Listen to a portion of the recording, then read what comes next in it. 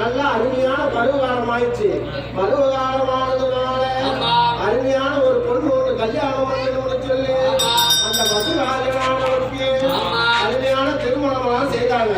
திருமணம் செஞ்சதுனால ஒரு காலமாகி சில நாள் ஆச்சு. உள்ளதாதியே இருந்தாரு. அப்புறம் எல்லாம் போய் நல்லா வரமா எல்லாம் போய் வர இருந்த சிவகிட்ட அருமையான ஒரு ஆண் புத்திரம் பிறக்கணும்னு வரம் இருந்ததுனால அந்த வரமா வரம் இருந்ததுனால அருமையான குழந்தை பிறக்கணும்னு வரம் இருந்ததுனால அந்த அம்மாவானது கர்ப்பவதியா இருந்தாங்க.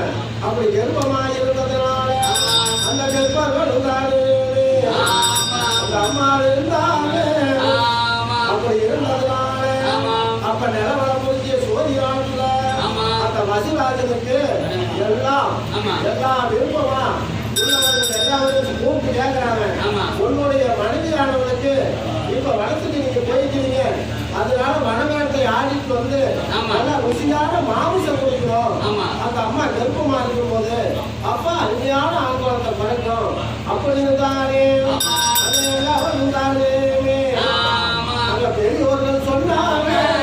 அந்த முறை பிரகாரம் அந்த வசுராஜனானவரே எல்லாம் வனவேட்டைக்கு போறாரு. இரண்டா கம்பரர்கள் எல்லாரையும் கூட்டிட்டு போறாரு. வனத்துக்கு போனதுனால அங்க பகல் பூரா வேட்டையாடுறாரு. வேட்டையாடி வரும்போது அப்ப அருமையான மாமிசமெல்லாம் அடிக்கிறார். அன்புனால அடிக்கிறதுனால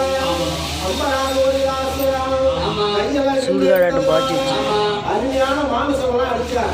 அடிச்சதுனால அந்த மாமிசத்தை சில மந்திரிமார்கிட்ட கொடுத்து அஷ்டாபரம் தாண்டு அப்படி அனுப்பினதுனால சரி எல்லா மந்திரிமார்கள்லாம் வந்து கொண்டுட்டு போய் அந்த அம்மா கிட்ட கொடுக்குறாங்க.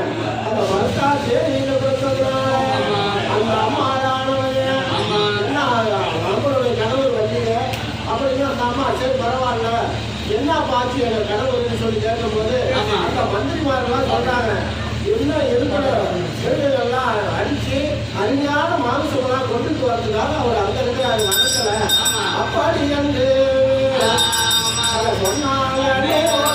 அப்படி சொன்னதுனால இந்த அம்மாவானவங்க அருமையான மாமிசமெல்லாம் சமைச்சு சாப்பிட்டு இருக்கிறாங்க. அப்ப அந்த வசுராஜனானது செடி கொடி எல்லாமே வச்சு ஒரு வனத்துல இருக்கிறார். வனத்துல இருக்கிறதுனால எல்லாரும் இன்னைக்கும் நித்திர போகும்போது தெய்வத்தை நினைச்சுதான் நித்திர போகிறோம். வழக்கமா தூங்கும் போது இப்ப அவர் என்ன பண்ணாருன்னா தன்னுடைய மனைவியை நினைச்சு அவர் நித்திர போனாரு. நித்திர போனதுனால அவருடைய தன்னுடைய வீரியங்களும் கடிதங்களான அப்ப கடிதங்கள் உண்டாது.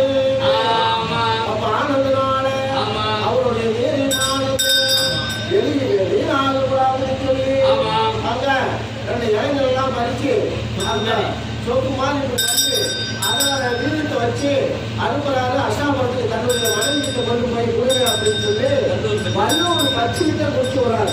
வல்லூர் பச்சுக்கிட்ட கொடுத்ததுனால வல்லூர் பச்சானது அந்த ஆகாயத்தை நோக்கி அந்த போனாங்க. ஆகாயத்தை நோக்கி போனதுனால அப்ப யமுனா நதியில செவ்வாழ பெரிய யமுனா நதி ஒன்று இருக்குது. அதனால ராஜா எலி ஆலாமரத்தடியில உட்கார்ந்து இருக்குது. ராஜா எலியானது ஆலாமரத்தடியில உட்கார்ந்து இருக்கும் போது இந்த வல்லூர் பற்றி என்ன ஆகாயத்துல கொண்டுட்டு போகுது பார்க்கலாம். அது சாப்பிட பொருளா தான் இருக்கும். அப்படி என்று அப்படி நினைச்சதுனால இந்த ராஜா எலி வல்லூர் பற்றி பட்டில கொண்டுட்டு போகுதுல்ல நீரிட்ட கொண்டுட்டு போறது அதுக்கு தெரியல. ஏதோ புசிக்கிற பொருள் தான் சாப்பிடுற பொருள் அப்படின்னு ராஜா எலி போய் அதுகிட்ட போராடுது. போராடுறதுனால ராஜா எலி வல்லூர் பற்றியும் ஒருவர் போராடி இருந்தாங்க.